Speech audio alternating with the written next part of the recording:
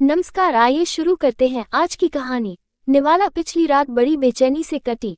बमुश्किल सुबह एक रोटी खाकर घर से अपनी दुकान के लिए निकला। आज किसी के पेट पर पहली बार लात मारने जा रहा हूँ, ये बात अंदर ही अंदर कचोट रही है।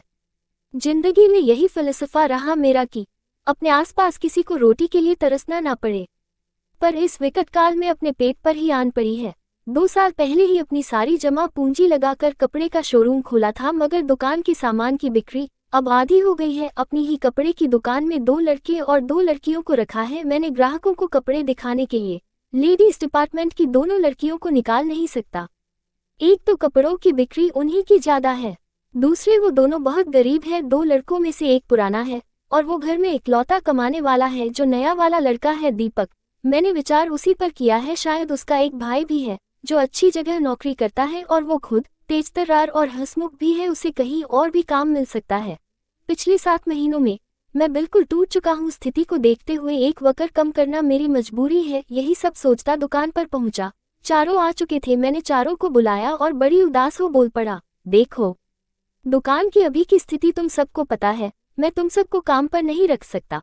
उन चारों के माथे पर चिंता की लकीरें मेरी बातों के साथ गहरी होती चली गई। मैंने बोतल के पानी से अपने गले को तर किया। किसी एक का हिसाब आज कर देता हूँ। दीपक, तुम्हें कहीं और काम ढूंढना होगा।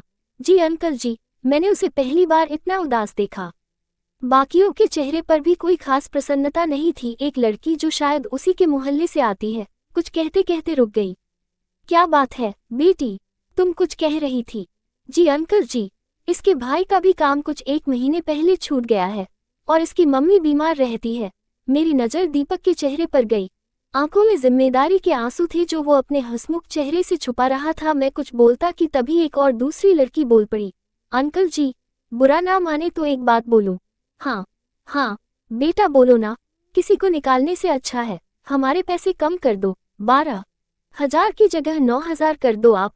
मैंने बाकियों की तरफ देखा। हाँ साहब, हम इतने से ही काम चला लेंगे।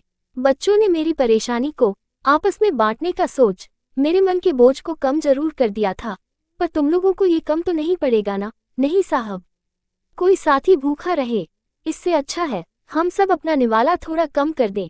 मेरी आंखों में आंसू छोड़ वो सभी बच्चे अपने काम पर लग गए, मेरी नजरों में मुझसे कहीं ज्यादा बड़े बनकर। उम्मीद है कि आपको ये कहानी जरूर पसंद आई होगी।